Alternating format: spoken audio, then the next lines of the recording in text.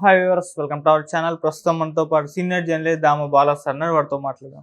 నమస్కారం సార్. నమస్తే. సార్, చంద్రబాబు గారి పైన సిబిఐ అండ్ ఈడీ ఎంటర్ కాబోతున్నాయి, కోర్టు ఆదేశాలు జారీ చేసింది. మోదీ గారు కూడా నేనేం చేయలేను అన్నట్టుగా మాట్లాడినట్టుగా ఒక వార్త అయితే సర్క్యులేట్లో ఉంది సార్. మరి వార్తలో నిజమెంత ఉంది? మరి ఏ విషయంలో సిబిఐ ఈడీ ఎంటర్ అయ్యే అవకాశం ఉందంటారు సార్? చంద్రబాబు మీద దాదాపు 7 కేసులు జగన్ పెట్టాడు. 7 కేసుల్లో కూడా ఆల్రెడీ ఛార్జ్ షీట్లు అవన్నీ రెడీ అయినాయి. సో ఈ 7 కేసుల్లో చంద్రబాబు మీద పెట్టిన 7 కేసుల్లో ఈడీ అండ్ సిబిఐకి ఇవ్వాలి, ఇక్కడ సిఐడి కరెక్ట్గా చేయదు అని ఒక సీనియర్ జర్నలిస్టు, ఆయన పేరు బాలగంగాధర్ తిలక్, ఆయన హైకోర్టులో పిల్లేశాడు. పబ్లిక్ ఇంట్రెస్ట్ లిటిగేషన్ దాని పిల్ అంటారు, పిల్లేశాడు. సో దాన్ని అసలు విచారణ అర్హత లేదు అని చెప్పి అడ్వకేట్ జనరల్ దమ్మాలపాటి శ్రీనివాస్ కోర్టులో వాదించాడు. అట్లాగే ప్రభుత్వం తరపున ముకుల్ రోహత్గి ఈ మధ్య చంద్రబాబు చిన్న బెయిల్, ముందస్తు బెయిల్కి సంబంధించి కూడా ఢిల్లీ లాయర్ని దించుతున్నాడు ప్రతి దాంట్లో. ఎందుకంటే ఆయనకి అదేదంటారు, చిన్న పామునైనా పెద్ద కర్రతో కొట్టాలన్న ఫిలాసఫీతో చంద్రబాబు ఏం చేస్తున్నాడు. పైగా ప్రభుత్వ సొమ్మేం కదా, ఆయనదేమీ కాదు.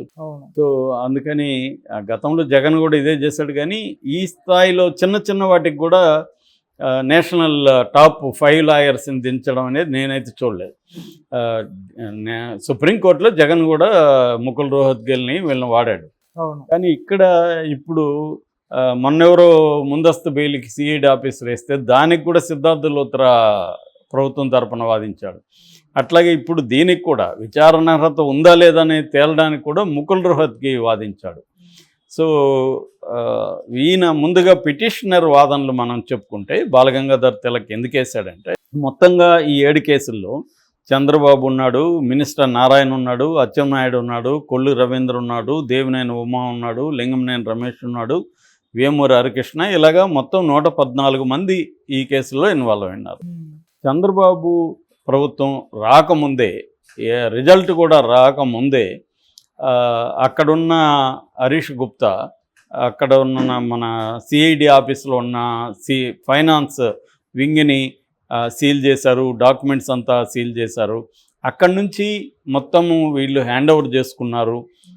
దాని బెవరేజెస్, ఇతని మీద మద్యం కేసు పెట్టిన కంప్లైంట్ ఇచ్చిన బెవరేజెస్ ఎండి ఎవరైతే ఉన్నారో వాసుదేవ్ రెడ్డిని వేధిస్తున్నారు, ఆయన మీద కేసులు పెట్టారు. అలాగే ఇతని మీద ఇసుక కుంభకోణం పెట్టిన గనుల శాఖ సంబంధించిన వెంకటరెడ్డి, ఆయన మీద కేసులు పెట్టాడు.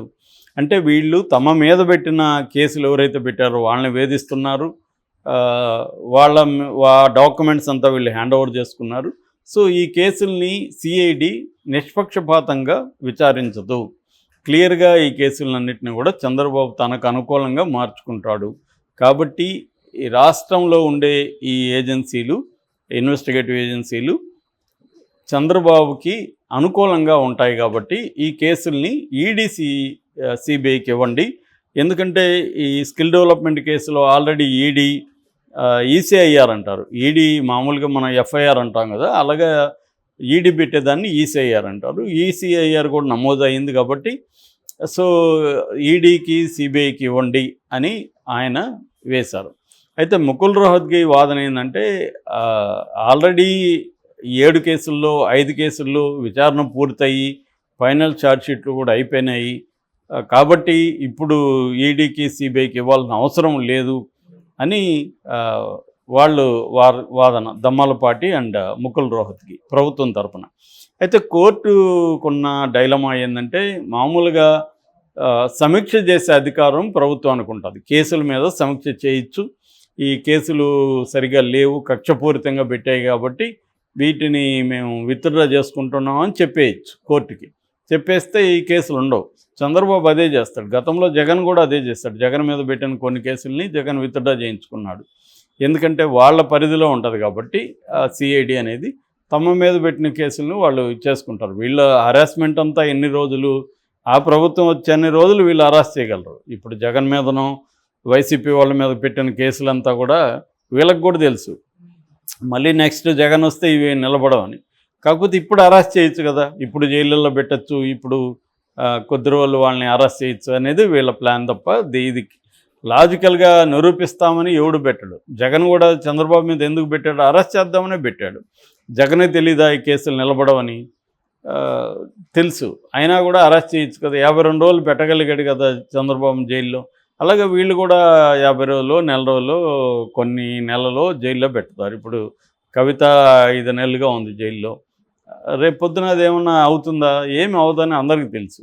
కానీ ఈ 5 నెలలుగా అయితే పెట్టారు కదా. అట్లాగే కేజ్రీవాల్ని జైల్లో పెట్టగలిగారు. ఆయన 17 నెలలుగా ఉప ముఖ్యమంత్రిని పెట్టారు. ఇది మోడీకి ఉన్న లక్ష్యం కూడా ఏంటంటే ప్రతిపక్షాలని జైళ్ళల్లో పెట్టడం ద్వారా వాళ్ళ మొరల్ దెబ్బతింటుంది, పార్టీ నాయకత్వం మొరల్ దెబ్బతింటుంది, వాళ్ళ కాంట్రిబ్యూషన్ అనేది ఉండదు. రెండోది వాళ్ళకు ఒక అవినీతి ముద్ర కూడా, మన బురద కూడా అంటించేస్తే జనాల్లో కూడా నెగిటివ్ ఇది వస్తుంది. నమ్మేవాడు నమ్ముతాడు, చేయకుండా ఎందుకుంటారులే అనుకుంటారు. కాబట్టి ఈ ప్రాసెస్లో జరుగుతుంది. కాబట్టి కోర్టు ఏం ఆలోచిస్తుందంటే, ఆల్రెడీ ఇది కొన్నేమో సుప్రీంకోర్టులో ఉన్నాయి. ఇప్పుడు స్కిల్ డెవలప్మెంట్ కేసుని అసలు క్వాష్ చేయమని సుప్రీంకోర్టులో పిటిషన్ వేశారు. 17A ఆఫ్ PC యాక్ట్, అంటే ప్రివెన్షన్ ఆఫ్ కరప్షన్ యాక్ట్, అవినీతి నిరోధక చట్టం 17A దానికి వర్తిస్తుందా లేదా అనే విషయం కూడా ఇంకా తేలలేదు సుప్రీంకోర్టులో. ఇటుపక్క ఇది సమీక్షిస్తుందా లేదా తెలియట్లేదు. ఇప్పటివరకు అయితే 2 నెలలు అయిపోయింది, సమీక్షించమని ఎటువంటి ఆర్డర్స్ చంద్రబాబు ప్రభుత్వం ఇవ్వలేదు. సో ఈ నేపథ్యంలో కోర్టు ఎటువంటివి తీసుకోవాలనేది కోర్టుకున్న ప్రాబ్లం. అందుకని కోర్టు ఏం చెప్పిందంటే దీని కౌంటర్ ఏంటని అడిగింది. కౌంటర్ వేయమని గవర్నమెంట్ని ఆదేశించింది.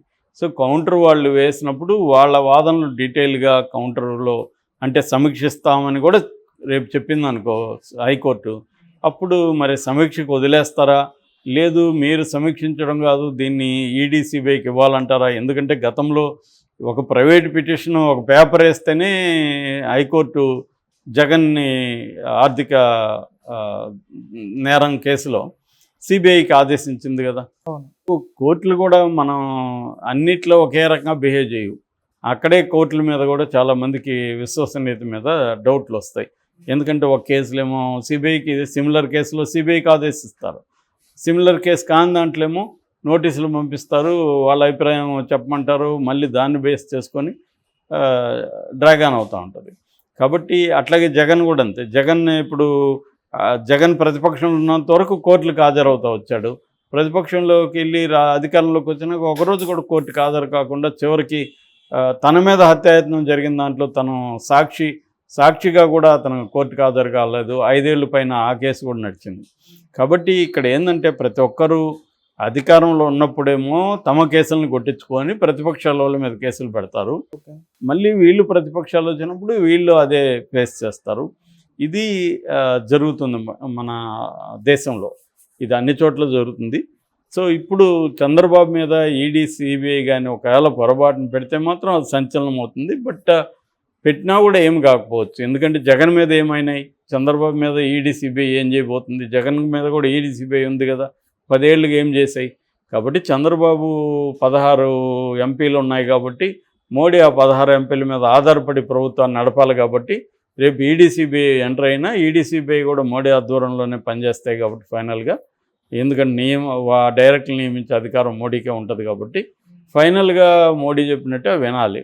కాబట్టి చంద్రబాబు మీద ఏమి జరగదు. కాబట్టి కోర్టు ఒకవేళ ఈడీ సిబిఐకి ఆదేశించినా ఇప్పటికిప్పుడైతే చంద్రబాబుకి ఉన్న డోకా అయితే ఏమీ లేదు. Okay sir. సో జగన్కే ఇబ్బందులు తప్ప చంద్రబాబుకి సిబిఐ నుంచో ఈడీ నుంచో ఇబ్బందులు అయితే ఏమీ ఉండవు. Okay, thank you so much.